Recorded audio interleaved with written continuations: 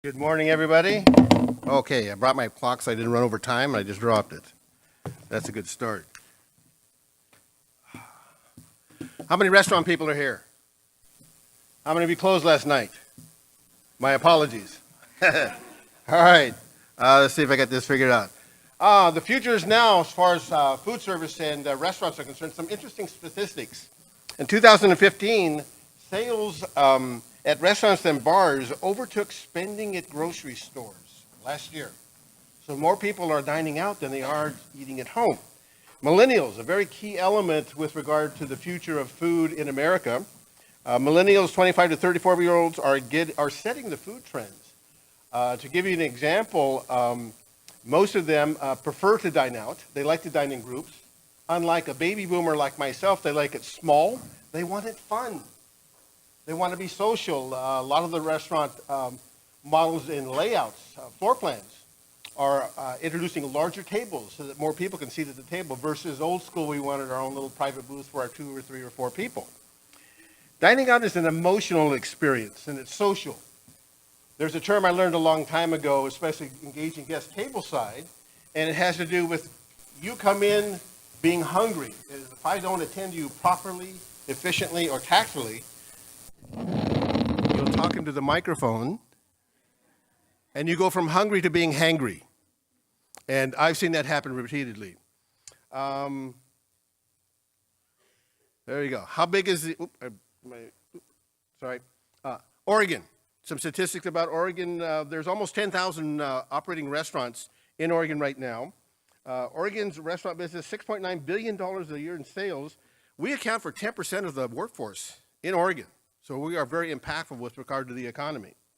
In 2025, we're anticipating that to jump up to 210,000 people. So the growth is definitely there. How big is America's restaurant industry? We have 1 million locations now in the United States. There's $709 billion worth of sales nationally. We employ 14 million people. We essentially have become an industry. We're not just the mom and pops anymore. Something about Waiters World and the culture that I offer and I bring to the table when I do my training and I engage my peers, and especially when I engage my guests. The core belief I have is that, first of all, as a waiter, I have to be nice to people. The other part of it is I got to get the order right. There's nothing fancy about that formula. It's pretty basic. All of you, I'm sure, have experienced the opposite of these. Be nice. Be nice, I refer to as emotional labor. Emotional labor is, I was going to work today, and I had a flat tire, and it was raining here in Oregon. I'm sopping wet. My shoes are squishing with water, and I'm not in a good mood. And you show up at my station, I have to be able to do this. That's emotional labor, because in my guts, I'm not happy. I had one of my peers just last week moved here from Colorado, and she moved here to take care of her grandmother. Well, her grandmother passed away last week. She had to come to work for her shift and work and be nice to people. So that gives you an idea of what kind of emotional labor sometimes our peers have to go through. Hospitality game face, the smile and eye contact. Some of you may have noticed that as we were getting started, I was walking around the room like a little social butterfly, introducing myself. And it was fun because a lot of you were on your computers, your laptops, your smartphones. A lot of you, you may have been sitting next to somebody, but you weren't really engaging them. And you all had this, for the most part, had this look on your face. Right? So what I did is I went in, I don't know you, and I stepped forward, I made eye contact with you. I smiled. What you did immediately is you imaged me. You mirrored me. You looked up kind of surprised, but then you also went. What I'm doing is I'm establishing an emotional connection with you. And that's hospitality. It's a matter of making you feel welcome.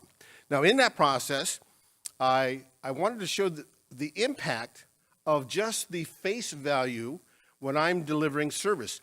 You also are service providers. You have clients that you work with, and you need to engage them positively.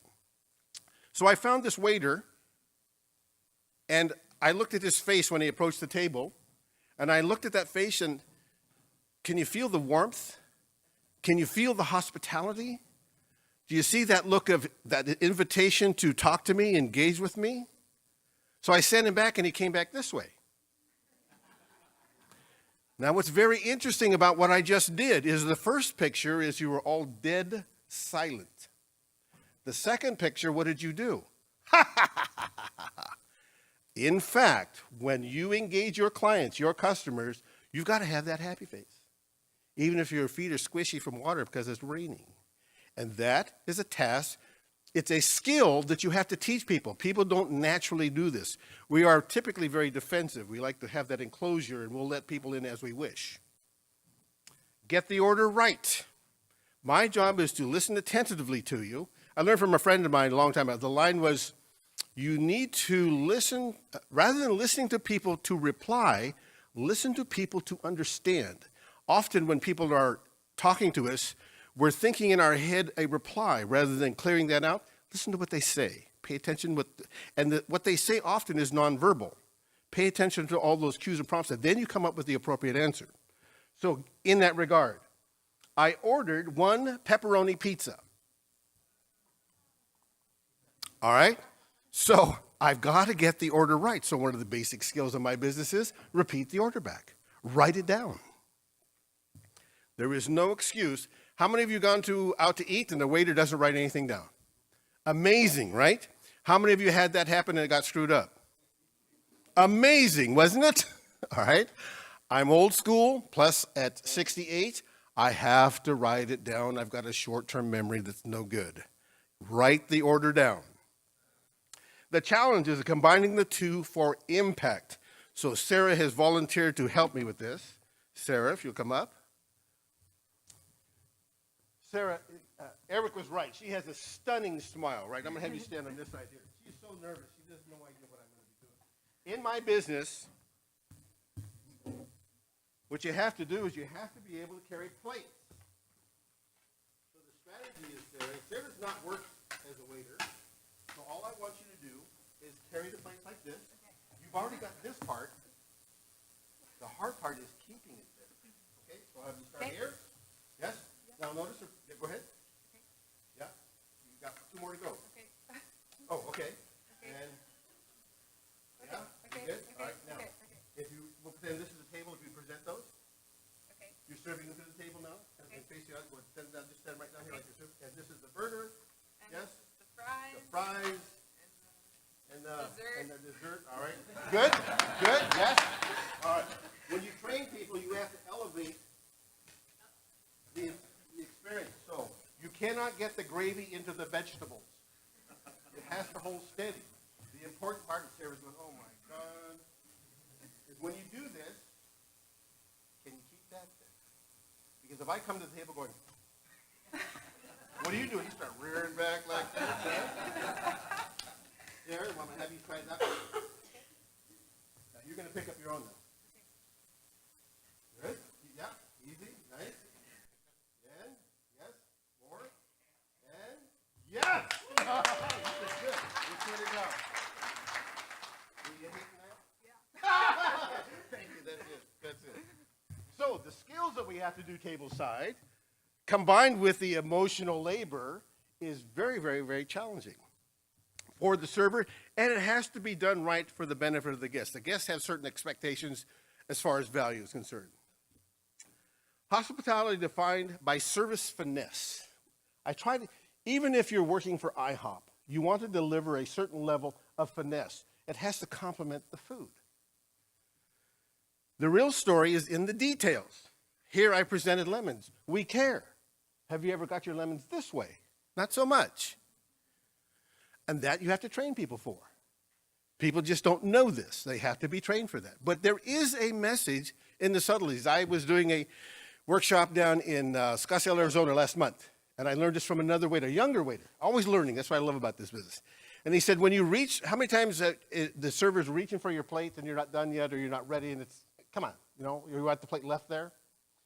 And he said, when you grab the plate, rather than reaching with your hands up, which is a move physically as I'm going to grab that, he says you reach for the plate with your palm down because that's asking for permission. But I love those subtleties about that kind of service. Serve yourself. I want to share with you what you as a guest can do to help your experience. Professional courtesy. When I come to your table and I go, good morning, welcome to Oswego Grill. And your answer is, I want a Coke. Okay, I know you're thirsty, but this is a human experience. Priorities. Often I have served guests, in their heads, they've got to go to a meeting, they've got to catch a flight. I am starving to death, but they don't give me any of that information.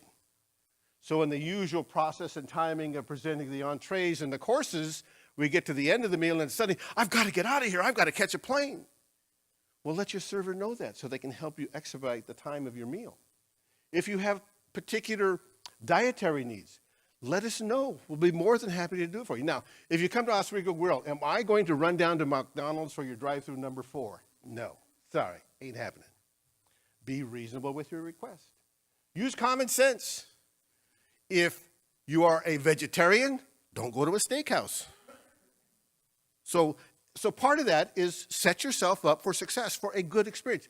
There is no restaurant, there is no employee that I know of that goes to work every day thinking, gosh, I wonder how many people I can really get mad. That's not the idea. Patience, the lunch rush, the dinner peaks, we're all familiar with that. If you walk in, I've had guests come in and we're on a wait. And they finally get, oh my God, that took so long. And it's so busy in here, and so they're stressed. I have to recognize that. I'm sorry, let me get you a little piece of bread or something, get you, keep that little bite out of your stomach before you go from that hungry to hangry. Make a reservation. They get you in quicker. But if it's busy, you have to walk in and know that it might take a little bit longer, so be a little bit patient. You are dealing with other human beings that really want to enhance your experience. That's the clarity of meeting expectations and the reservations. Restaurant peeps. Training is an investment. It is not an expense. You cannot just give your new staff, regardless of level of skill, the magic apron training. There's your apron, there's your tables, go do something, go sell something, go make people happy. It does not work that way. You need to invest dollars into training. Deliver the promise. Perfect food. I use this when I train the wait staff. What do you see here? I deal with food. Food is magical. Food is visually delightful. Food feels good on the palate. It has an enrichment as far as flavors. But when I'm tableside, all I get to work with is words. Now, my restaurant does not use photos, but we use these photos for training and for marketing. When I look at this picture, I look at the top one. What do you see? You see a grill, you see fire, you see ribs, you see a burger. But that doesn't tell you anything. What I do have here is I have choice ground 80/20 chuck. The ribs are imported from Holland, Danish baby back ribs. They are the best ribs in the world. Holland has like a 150-year history of producing some of the most outstanding pork products in the world. That fire you see, we have a custom-made 1,500-pound stainless steel grill, wood-fired grill. We use mesquite wood, we use apple wood. Mesquite wood gives it a nice, hot, constant temperature for cooking. The apple wood gives it a really delicious, smoky flavor. When I look at that burger there, it's not just a hamburger. That is, again, choice 80/20 chuck. Fresh avocado, Monterey Jack cheese, apple wood smoked bacon. Cooked to order, whatever temperature you want. The greens on there are fresh, crisp, chilled. When you see this dessert, you see cookies. I don't see cookies. What I see are 3 cookies made from scratch. It's over a half pound of cookie dough. You're going to end up like this if you eat that whole thing. But that cookie dough, the one in the middle, it uses hazelnuts. The other 2 are chocolate chip. Hazelnuts, by the way, did you know that the hazelnut is the state nut for Oregon? Did you also know that we're the only state in the United States that has a state nut? That ice cream that you see there, that's not just ice cream. That's from Cascade Ice Cream, one of the oldest ice cream makers in Oregon. They're one of the leaders in organic, in gluten-free ice cream products. But you see how when you train people, and am I an actor when it comes to food? Absolutely. But what I am, in 35 years, what I'm grateful for, how many of you here represent products or are trying to market products? Without you, I have nothing to sell. Without me, you can't move your products. For the restaurant folks, you need to teach your people, maybe using slides, what do you see in this picture? And it's way beyond just food. It's nutrition, it's comfort, it's social, it's fun. It's fun because when I was talking about the ice cream, the hazelnut, when I described it, what did I get from you? That's fun. It is entertainment, yes, to a degree, but I can't do that unless I know my products.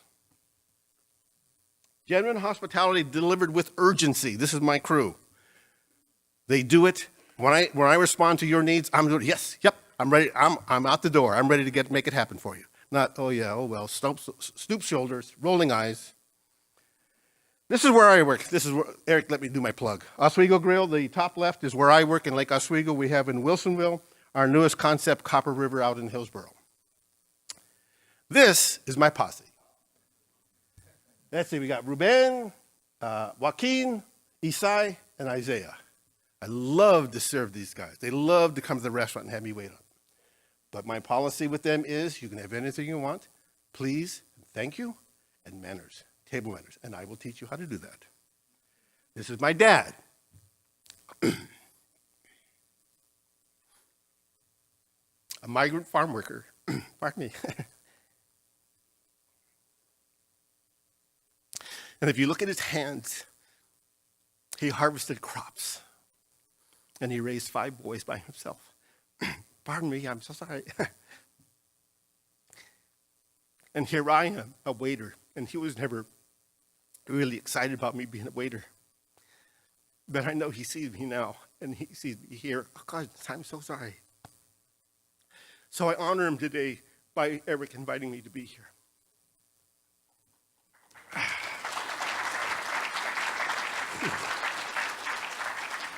So while you're dining out in Oregon, I started a Facebook page, Great Oregon Restaurant Service.